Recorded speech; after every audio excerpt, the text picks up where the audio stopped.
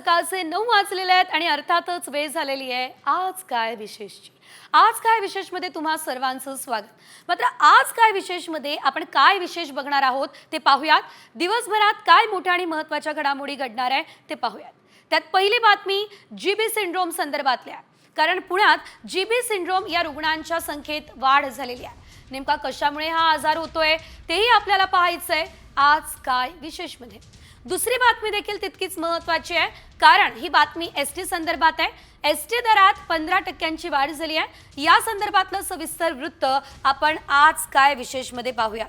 तिसरी बातमी तशीच आहे। तिसरी बातमी आता सैफ अलीचा पोलिसांनी जबाब नोंदवलेला आहे या संदर्भातली आहे। बातमी महत्त्वाची आहे। ही बातमी देखील सविस्तर आज काय विशेषच्या माध्यमातून पाहूयात।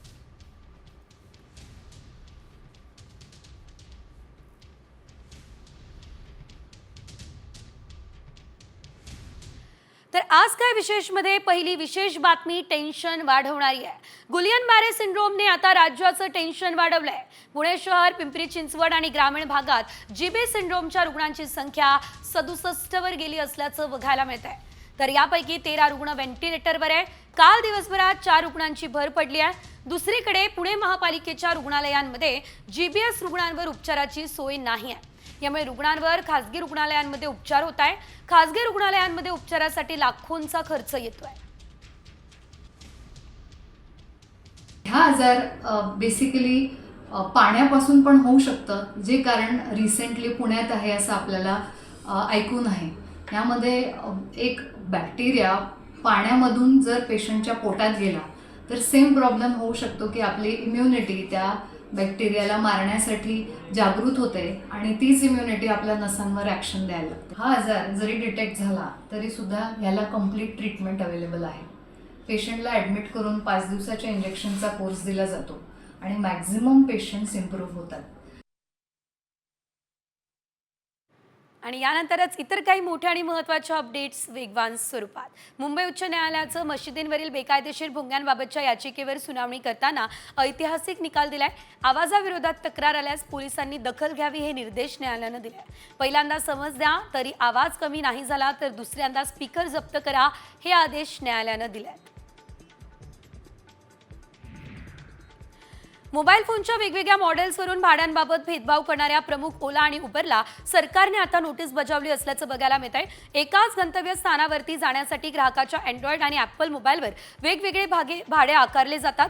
त्यामुळे ग्राहक संरक्षण प्राधिकरणानं कॅब सेवा देणाऱ्या ओला आणि उबरला आता नोटीस पाठवली आहे। पुणे शहराला पाणी पुरवठा करणाऱ्या धरणाच्या पाणलोट क्षेत्रामध्ये पावसाबरोबर ओढे नाले अशा विविध स्रोतांमधून पाणीसाठा जमा होतोय आणि त्यामुळे या पाण्यामध्ये विविध प्रकारच्या बॅक्टेरियाचं प्रमाण अधिक आहे असं पर्वती जलकेंद्राच्या केमिस्टच्या अहवालातून समोर आलंय।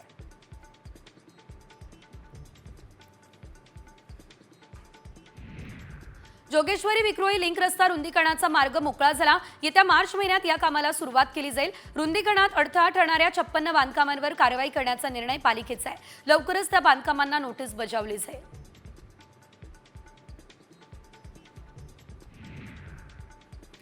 ठाण्यात बर्ड फ्लूची लागण झालेल्या 21 कोंबड्या आणि 200 अंडी नष्ट झालेली आहे। आरोग्य विभागानं संशयित 175 नागरिकांची तपासणी केली, त्यापैकी 75 जणांचे स्वाब घेतले। सुदैवानं ते सर्व रिपोर्ट निगेटिव्ह आल्याची माहिती वैद्यकीय अधिकाऱ्यांनी दिली।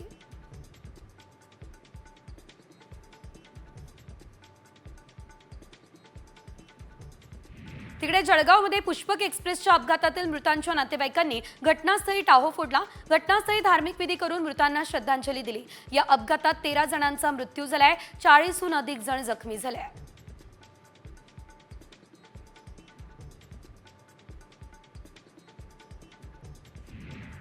30 डिसेंबर रोजी अमरावती जिल्ह्यातील चिखलदरा तालुक्यात आदिवासी वृद्ध महिलेला मारहाण करून धिंड काढण्यात आली। या घटनेची दखल जिल्हाधिकाऱ्यांनी घेतली आहे। संपूर्ण गावाने ग्रामसभेत संबंधित महिलेची आणि कुटुंबाची माफी मागितली आहे।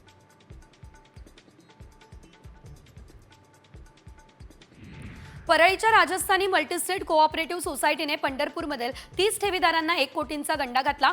एका ठेवीदारानं वारंवार पैशांची मागणी करून हे पैसे मिळत नाही, त्यामुळे 18 जणांविरोधात पोलिसात तक्रार दिली। या प्रकरणी दोघांना अटक सुद्धा करण्यात आलेली आहे। कोल्हापूर या ठिकाणच्या शिवाजी विद्यापीठाची अधिकृत वेबसाईट हॅक झाली आहे असा प्रयत्न करण्यात आलाय, तर फायरवॉलमुळे हॅकरचा प्रयत्न मात्र फसलाय. काही दिवसांपूर्वी शिवाजी विद्यापीठाच्या वेबसाईटवरून कागदपत्र डाउनलोड करण्याचा प्रयत्न सुद्धा झाला होता.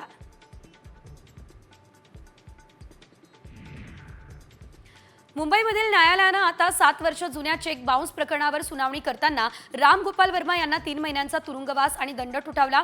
राम गोपाल वर्मा यांना 3 महिन्यांमध्ये तक्रारदाराला 3,72,219 रुपयांची भरपाई द्यावी लागणार आहे.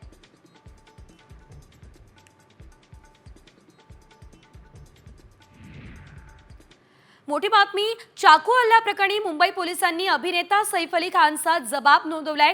गुरुवारी संध्याकाळी सैफच्या राहत्या घरी पोलिसांनी जबाब नोंदवलाय.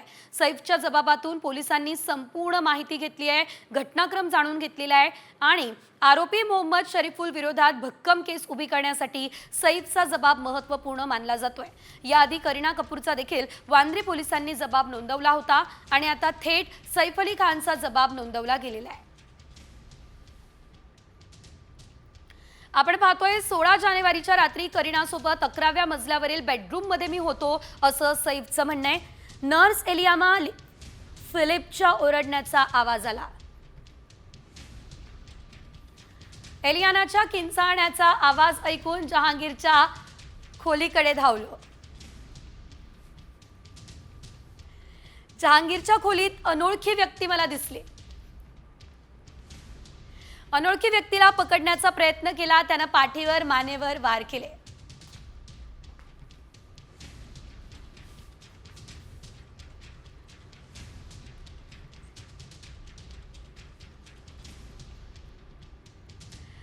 इतर काही मोठ्या आणि महत्त्वाच्या बातम्या वेगवान स्वरूपात. सैफ अली खानच्या घरात घुसून त्याच्यावर हल्ला करणारा आणि मुंबई पोलिसांनी पकडलेला आरोपी एकच आहे असं स्पष्ट झालं.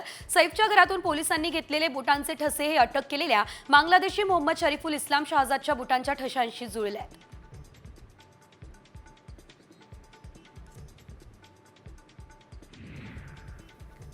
शहाजादची शनिवारी पोलीस कोठडी संपतीये. त्याला न्यायालयामध्ये हजर करून पोलीस कोठडी वाढवण्याची मागणी केली जाणार आहे. शहाजाद सैफच्या इमारतीमध्ये कसा घुसला याबाबत अधिकचा तपास होईल. तो बांगलादेशी आहे हे आता स्पष्ट झालंय. त्याच्या वडिलांनीच तो आपला मुलगा असल्याचं सांगत काही महिन्यांपूर्वी तो भारतात गेल्याचं म्हटलंय.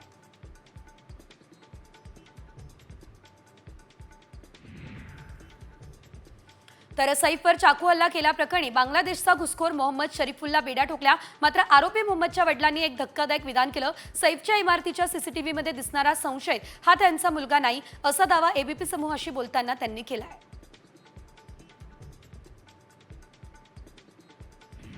अभिनेता सैफ अली खानवरील हल्ला प्रकरणी अटकेतील शरीफुल इस्लाम बांगलादेशी असल्याचा पुरावा साम टीव्हीच्या हाती लागला.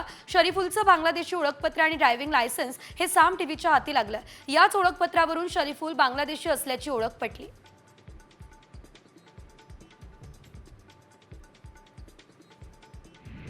सैफ अली खानवर चाकू हल्ला झाल्यानंतर नितेश राणेंनी शंका व्यक्त केली. मात्र आता नितेश राणेंचे कान त्यांच्याच पक्षाच्या प्रदेशाध्यक्षांनी टोचले. नितेश राणेंना असं विधान करण्याची गरज नाही असं बावनकुळेंनी सुनावलं. शंका असल्यास पोलिसांना सांगा अशा शब्दात अजित पवारांनी नितेश राणेंना झापलं.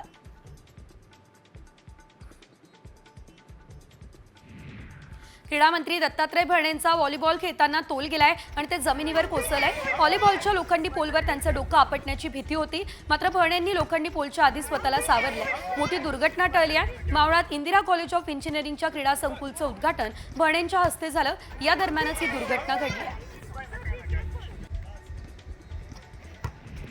विदर्भातली सर्वात मोठी मानली जाणारी बहिरम यात्रा या निमित्त बैलगाडी शर्यतीचं आयोजन झालंय. यात माजी मंत्री बच्चू कडू यांनी भव्य शंकरपटाचं आयोजन केलंय. बच्चू कडू यांनी स्वतः बैलजोडी घेऊन शंकरपटात सहभागी होऊन सुसाट बैलजोडी हाकल्या. अतिशय सुसाट वेगानं अवघ्या 6.90 सेकंदात त्यांनी पल्ला गाठला.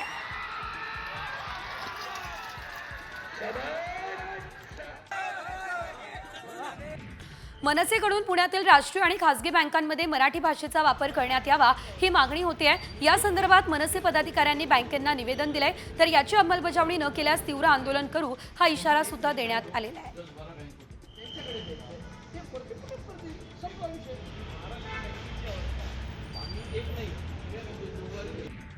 हिंगोलीच्या माळवटा पेट्रोल पंपावर 4 अज्ञातांनी पेट्रोल पंपावरील कर्मचाऱ्याला लोखंडी रॉडने मारहाण केली। डिझेल भरण्याच्या क्षुल्लक कारणावरून ही मारहाण झाल्याची माहिती आहे। तर या घटनेचे सीसीटीव्ही कॅमेऱ्यात सर्व चित्र कैद झाले आहे। 4 अज्ञात आरोपींविरुद्ध गुन्हा सुद्धा दाखल करण्यात आला आहे।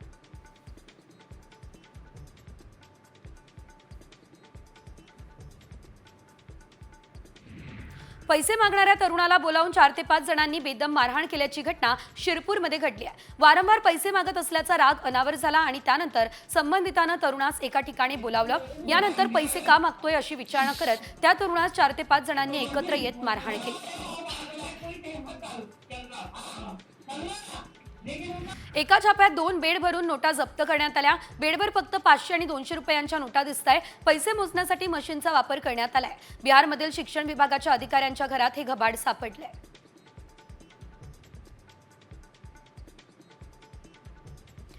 महाकुंभ मेळ्याच्या निमित्तानं भाविकांचा जनसागर उसळलेले प्रयागराज अंतराळातून कसं दिसतं याचे फोटो समोर आलेले आहेत। 45 दिवस चालणाऱ्या कुंभमेळ्याचे इस्रोच्या सॅटेलाइटने हे फोटो टिपले। इस्रोने फोटो घेण्यासाठी सॉफिस्टिकेटेड ऑप्टिकल सॅटेलाइटचा वापर केला। दिवस आणि रात्रीचे फोटो या दरम्यान टिपण्यात आले असल्याचं आपण पाहतोय। यासाठी रडार सॅटचा वापर सुद्धा करण्यात आलेला आहे।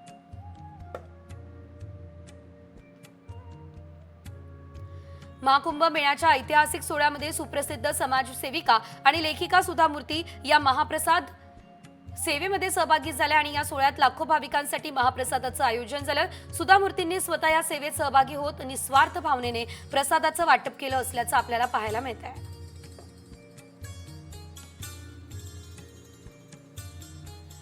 अभिनेते अनुपम खेर यांनी प्रयागराजमध्ये सुरू असलेल्या महाकुंभ मेळ्याला भेट दिली आहे। ते यामध्ये सहभागी झाल्या। त्यांचा हा मंत्रमुग्ध करणारा अनुभव त्यांनी सोशल मीडियावर आपल्या चाहत्यांसोबत शेअर सुद्धा केलेला आहे।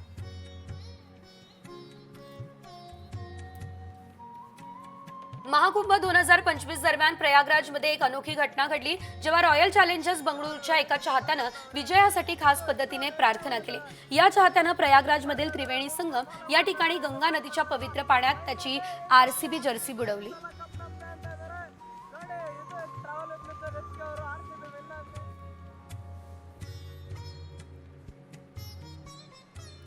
यानंतर राजकीय विश्वातून एक मोठी बातमी। पालिका निवडणूक स्वबळावर लढवण्याचं उद्धव ठाकरे यांचं मत आहे असं शरद पवार यांनी सांगितलंय। 2 दिवसांपूर्वी उद्धव ठाकरेंनी पवारांची भेट घेतली होती। त्यावेळेस ठाकरे स्वबळाबाबत बोलले, मात्र त्यावेळेस त्यांनी टोकाची भूमिका नाही असं पवारांनी कोल्हापूरमध्ये बोलताना सांगितलेलं आहे। त्याच्या आधी तसंच वाढलं होतं। 2 दिवसापूर्वी ते माझ्याकडे आले होते आणि सविस्तर चर्चा झाली। त्याच्यामध्ये त्यांची जे काही काल त्यांनी सांगितलं तसं त्यांचं मत आहे, पण त्याच्यासाठी एकदम टोकाची भूमिका त्यांच्याकडून घेतली जाईल असं मला वाटत नाही। राजकीय विश्वातून एक मोठी बातमी। पालिका निवडणूक स्वबळावर लढवण्याचं उद्धव ठाकरे यांचं मत आहे असं शरद पवार यांनी सांगितलंय। 2 दिवसांपूर्वी उद्धव ठाकरेंनी पवारांची भेट घेतली होती। त्यावेळेस ठाकरे स्वबळाबाबत बोलले, मात्र त्यावेळेस त्यांनी टोकाची भूमिका नाही असं पवारांनी कोल्हापूरमध्ये बोलताना सांगितलेलं आहे। त्याच्या आधी तसंच वाढलं होतं। 2 दिवसापूर्वी ते माझ्याकडे आले होते आणि सविस्तर चर्चा झाली। त्याच्यामध्ये त्यांची जे काही काल त्यांनी सांगितलं तसं त्यांचं मत आहे, पण त्याच्यासाठी एकदम टोकाची भूमिका त्यांच्याकडून घेतली जाईल असं मला वाटत नाही। यानंतर एक मोठी बातमी। गृहमंत्री अमित शहा यांचा आज नाशिकचा दौरा आहे। एकनाथ शिंदे शहांबरोबर नाशिक दौऱ्यामध्ये सोबत असणार आहे।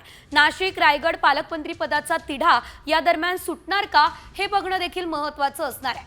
अमित शहा यांच्यासोबत पालकमंत्री पदाबाबत चर्चा देखील या दरम्यान होणार का हे देखील पाहणं महत्त्वाचं आहे, कारण आपण पाहतोय पालकमंत्री पदाचा काही जागांचा तिढा कायम आहे। यामध्ये नाशिक आणि रायगडचं नाव प्रामुख्यानं येतं। त्यासाठी आता आज चर्चा होणार का, हा तिढा सुटणार का हे बघणं महत्त्वाचं आहे। मात्र अमित शहा हे आता नाशिकच्या दौऱ्यावर आहे।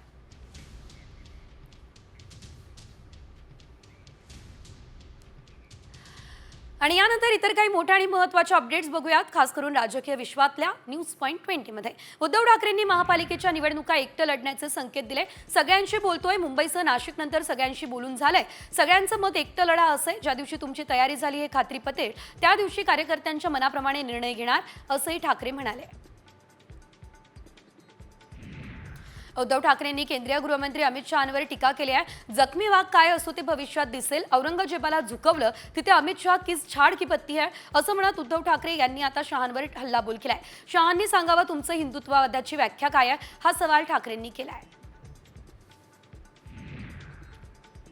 उपमुख्यमंत्री एकनाथ शिंदे यांच्या दरेगाव दौऱ्यावरून उद्धव ठाकरेंनी खोचक टीका केली. मंत्रिपद न दिल्यानं रुसून गावी जात आहे, दावोसला नेलं नाही म्हणून गावी जाऊन बसतायत, ही टीका ठाकरेंनी यावेळेस केली आहे.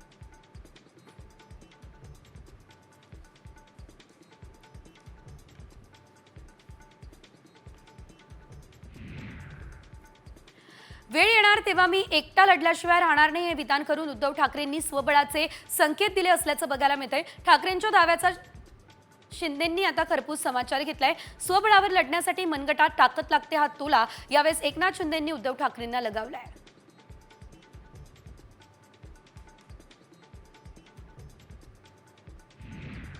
नागपूर शहराचा सर्वांगीण विकास आराखडा तयार करण्यात येणार आहे. यासोबतच मध्यवर्ती कारागृहाचे स्थानांतर करण्यात येईल. ही माहिती महसूल मंत्री तथा पालकमंत्री चंद्रशेखर बावनकुळेंनी दिलेली आहे. नागपूर शहर आणि जिल्ह्यातील विविध विकास योजनांवरती बावनकुळेंनी प्रकाश टाकलाय.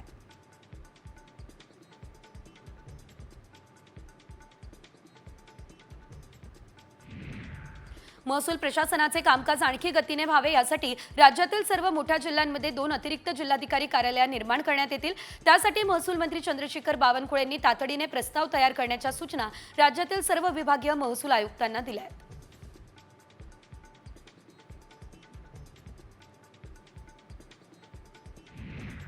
शरद पवार आणि उद्धव ठाकरे केंद्रात भाजपला पाठिंबा देणार या संदर्भात केलेल्या वक्तव्यावर माजी आमदार बच्चू कडू ठाम आहे. पूर्ण पिक्चर बाकी आहे, हळूहळू न दिसणारं चित्र तुम्हाला दिसेल, हे सूचक विधान त्यांनी केलं.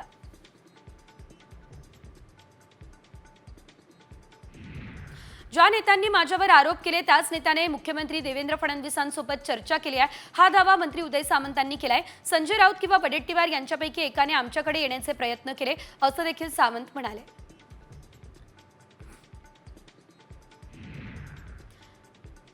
विधानसभा निवडणूक निकालानंतर महाराष्ट्र काँग्रेसमध्ये बदल होणार ही चर्चा आहे. काँग्रेसचे प्रदेशाध्यक्षपद यासाठी आता राज्यात 2 नावांमध्ये जोरदार रस्सीखेच होती आहे. सतेज पाटील आणि अमित देशमुख या 2 नावांवर काँग्रेस हायकमांडकडून विचार सुरू असल्याचं कळत आहे. सोमवारी काँग्रेस प्रदेशाध्यक्ष पदाची घोषणा सुद्धा होणार आहे.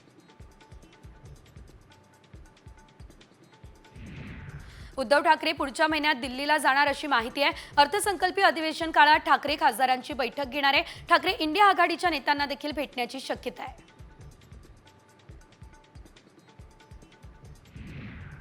देवेंद्र फडणवीस सध्या दाओस दौऱ्यावर आहे, तर जे करार वर्षा बंगल्यावर होऊ शकतात त्यासाठी दाओसला जाण्याची गरज काय, हा सवाल ठाकरे गटाचे खासदार संजय राऊत यांनी केला आहे.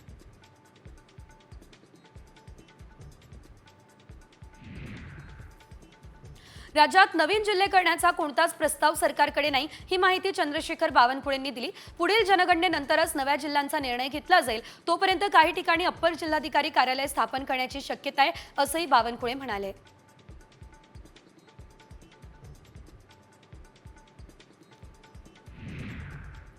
यानंतरची बातमी नाशिकमधून आहे. मनसेचे अध्यक्ष राज ठाकरे यांनी त्यांचा नाशिकचा दौरा अचानक आटोपता घेतलाय. 3 दिवसांच्या नाशिकच्या दौऱ्यावर असलेले राज ठाकरे आजच मुंबईच्या दिशेने रवाना होणार ही माहिती आहे. काल राज ठाकरे यांनी नाशिकमध्ये अनेक भेटीगाठी घेतलेल्या आहे. काही स्थानिक पदाधिकारी आणि नेत्यांसोबत चर्चा केली आहे. त्यानंतर आज राज ठाकरे मुंबईच्या दिशेने रवाना होणार आहे. आगामी स्थानिक स्वराज्य निवडणुकांच्या पार्श्वभूमीवरती महापालिका निवडणुकांच्या पार्श्वभूमीवर राज ठाकरे ॲक्शन मोडमध्ये.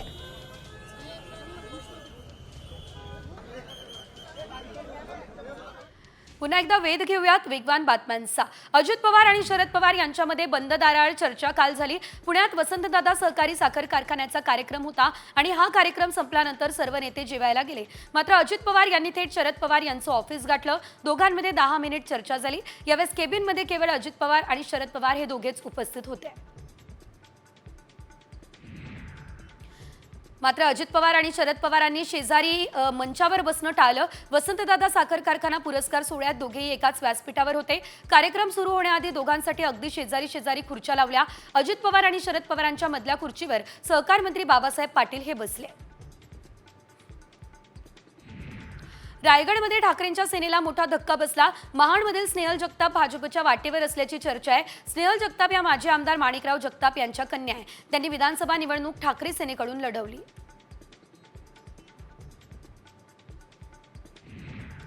महाडच्या माजी नगराध्यक्षा स्नेहल जगताप यांच्या भाजप प्रवेशाची चर्चा रंगली आहे. मंत्री भरत गोगावले यांनी आपली प्रतिक्रिया देताना जगताप यांच्यावर टीका केली. काही लोक जेवणाच्या ताटावरून उठून हात वाळण्याआधीच दुसरं ताट वाढतात, हा टोला गोगावलेंनी लगावला.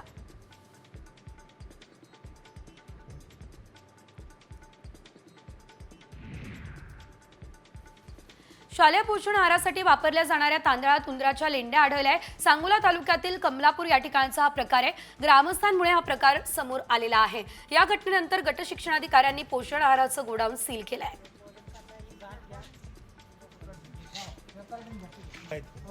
आणि त्यात हे शालेय प्रकृती चिंताजनक असलेल्या रुग्णाला खासगी रुग्णालयात हलवण्यासाठी तब्बल 6 तास सरकारी रुग्णवाहिका न मिळाल्यानं रुग्णाचा मृत्यू झाला. ही घटना उल्हासनगरच्या शासकीय मध्यवर्ती रुग्णालयात घडली. 6 तास सरकारी रुग्णवाहिकेची प्रतीक्षा करावी लागल्यानं संताप देखील व्यक्त केला जातोय.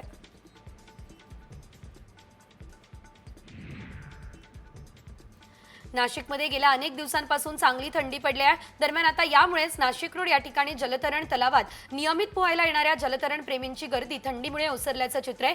थंडीत आरोग्यासंदर्भात त्रास होऊ शकतो या भीतीने नागरिक जलतरणाकडे पाठ फिरवत आहेत.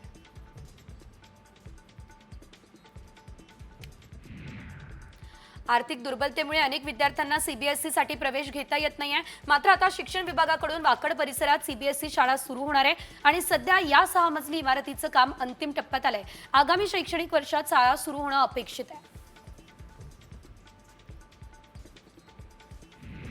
राज्यातील बुलढाणा आणि जळगाव हे 2 जिल्हे ज्वारीचे आगार म्हणून ओळखले जातात. या जिल्ह्यांमध्ये ज्वारीचा अतिरिक्त साठा असल्यानं फेब्रुवारी महिन्यात रेशनवरती ज्वारीचं वाटप करण्याचा निर्णय अन्न आणि नागरी पुरवठा विभागानं घेतला.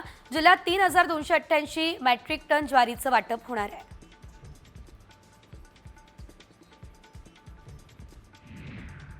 विशाळगड अतिक्रमण मुक्त होत नाही तोपर्यंत पर्यटकांसाठी खुला करू नये या मागणीसाठी हिंदुत्ववादी संघटना आक्रमक झाल्या. जिल्हाधिकारी कार्यालयासमोर धरणे आंदोलन करण्यात आलं. दर्ग्यात भरणाऱ्या उरुसावर कायमस्वरूपी बंदी घाला ही मागणी सुद्धा करण्यात आली आहे.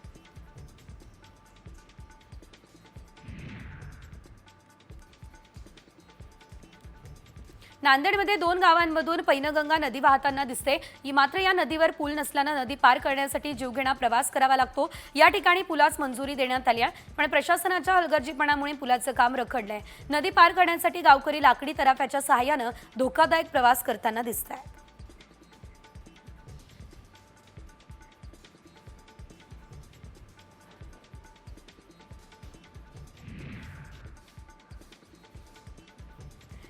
नांदेडमध्ये 2 गावांमधून पैनगंगा नदी वाहते. मात्र या नदीवर पूल नसल्यानं नदी पार करण्यासाठी जीवघेणा प्रवास या ठिकाणी करावा लागतोय.